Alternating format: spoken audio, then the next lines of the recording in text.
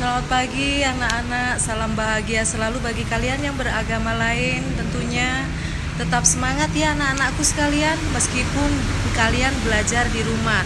Ibu sekarang berada di musola SMP Nusantara Krian. Tentunya kalian nanti kalau sudah masuk khususnya yang beragama Islam, kalian akan beribadah di sini. Anak-anakku sekalian, samalam jumpa kembali pada mata pelajaran Ilmu Pengetahuan Alam atau IPA.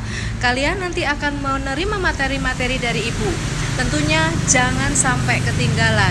Tolong tugas-tugasnya dikumpulkan dan diupload. Kalau sudah, nanti Ibu tunggu akan Ibu nilai untuk pelajaran-pelajaran kalian atau tugas-tugas kalian yang sudah kalian kerjakan di rumah. Semangat!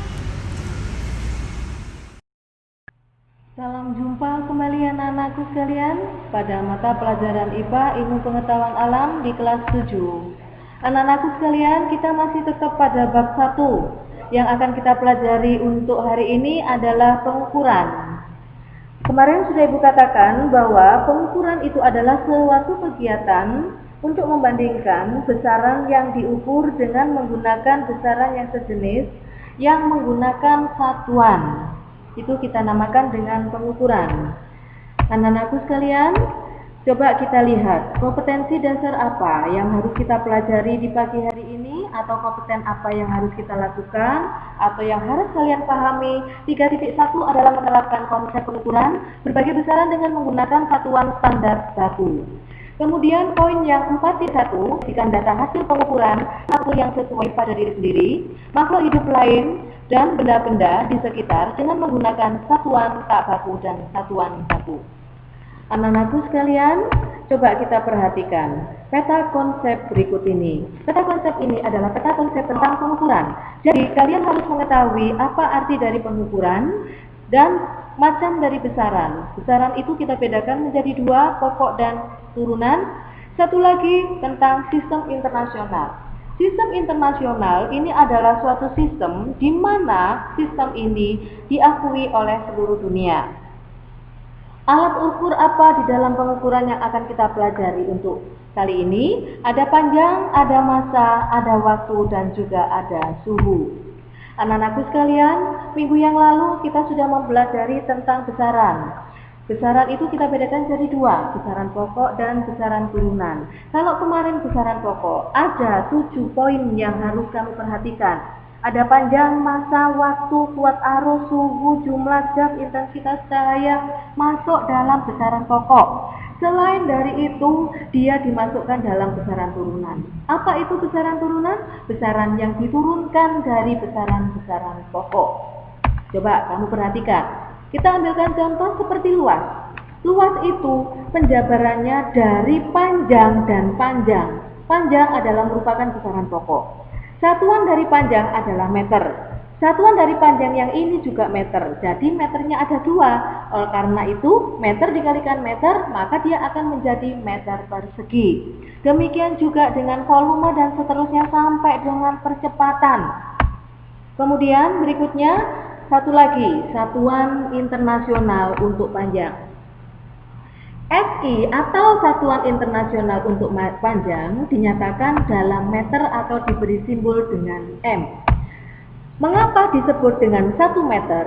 1 meter itu adalah jarak yang ditempuh cahaya pada selang waktu 1 per 299792458 skon. Skon itu apa anak-anak? Skon itu sama dengan detik. Coba kita bayangkan, ya. Berikutnya lagi, kita lihat satuan panjang. Seperti 1 desimeter. Sama dengan 0,1 meter atau 10 pangkat min 1 meter. Demikian juga dengan sentimeter dan seterusnya. Anak-anakku sekalian, kita lihat satuan internasional untuk massa. SI pada massa menggunakan kilogram atau diberi simbol dengan kg. Apa itu 1 kilogram? 1 kilogram adalah massa 1 liter air murni pada suhu 4 derajat Celcius. Ini. Kalau kita lihat seperti massa 1 ton itu sama dengan 1000 kilo. Kalau kita jadikan menjadi perpangkatan, maka dia akan menghasilkan 10 pangkat 3 kilogram. Demikian juga dengan kuintal sampai dengan ke bawah. Coba kita perhatikan lagi, Satuan Internasional untuk Waktu. Satuan Internasional Waktu itu nanti dinyatakan dengan skon. Skon itu sama dengan detik, diberi simbol dengan S. Apa itu skon? Skon adalah selang waktu yang diperlukan oleh atom cesium 133 untuk melakukan getaran sebanyak 9192631770 kali. Coba kita bayangkan. Hanya sedikit saja, ya, tidak bisa kita lihat dengan mata. Kita lihat lagi 1 menit. Kalian tahu 1 menit kan? 1 menit itu sama dengan 60 detik. Kalau kita nyatakan juga sama dengan 60 skon, karena detik sama dengan skon. 1 jam, 60 menit. Kalau kita nyatakan dalam detik, 3600. Begitu juga dengan hari dan seterusnya. Anak-anakku sekalian, coba kita perhatikan. Konversi satuan, kita perhatikan konversinya untuk long. Long itu sama dengan panjang. Kalau kita lihat ada seperti anak tangga. Nah, kalau kita nyatakan di sini turun ke bawah itu harus dikalikan. Sedangkan kalau kita nanti akan naik ke atas, maka dia harus dibagi. Satu loncatan kita nanti akan mengalikan 10 kalau itu turun. Tetapi kalau 1 kali loncatan untuk naik, maka kita nanti akan dibagi 10. Kita ambilkan contoh. Milimeter menjadi senti, dinaikkan, maka harus dibagi 10. Meter dijadikan menjadi senti, 2 kali loncatan, dia turun, harus dikalikan 100, karena loncatannya sebanyak 2. 1 kali loncatan 10. Kita perhatikan lagi untuk konversinya massa. Sama juga anak-anak, hanya saja satuannya saja yang berbeda. Kalau turun kita kalikan, sedangkan kalau naik kita bagi. 1 kali loncatan 10 dibagi atau dikalikan. Satu lagi, konversinya volume. Nah ini. Demikian juga dengan volume. 1 kali loncatan 10, 2 kali loncatan 100. Kalau dia turun dikalikan, kalau dia naik dibagi. Oke? Perhatikan simbol-simbol yang ada di sini. Ini adalah simbol-simbol tinggi dan simbol-simbol rendah. Seperti tera. Simbolnya T, pangkatnya 12. Sedangkan yang rendah, nano, pangkatnya N. Simbolnya N. Kelipatannya 10, pangkat min 9. Kita ambilkan contoh. Nah ini, 5 M watt. M sama dengan mega. 5 dari angka sini, sedangkan angka yang ada 6 ini kita pangkatkan 6, yaitu 5 megawatt, yaitu sama dengan 5 juta watt. Paham ya? Nih. Coba anak-anakku sekalian, kalian perhatikan di layar, kalian saya kasih tugas, ini mengubah menjadi konversi. Tugas ini nanti ada 6 nomor yang harus kalian kerjakan di buku tulis. Jangan lupa ditulis cara kerjanya. Tidak boleh langsung ditulis hasilnya. Sekali lagi, kerjakan di buku tulis, kemudian diupload.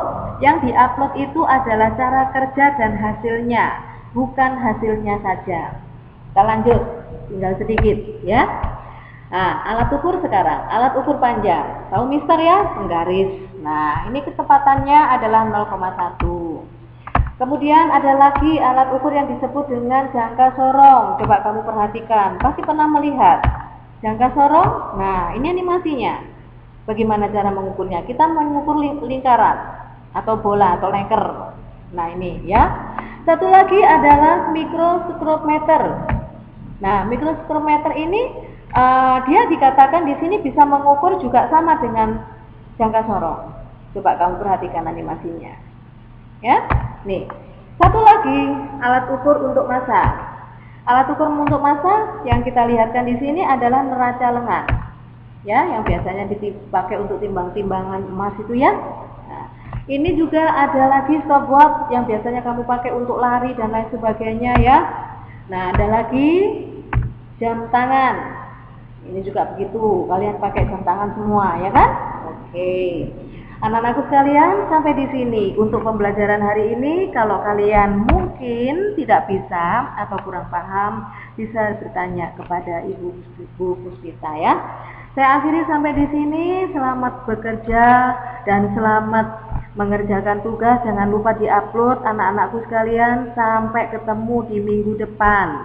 Tetap semangat meskipun kalian belajar sendiri di rumah. Saya akhiri, Assalamualaikum warahmatullahi wabarakatuh.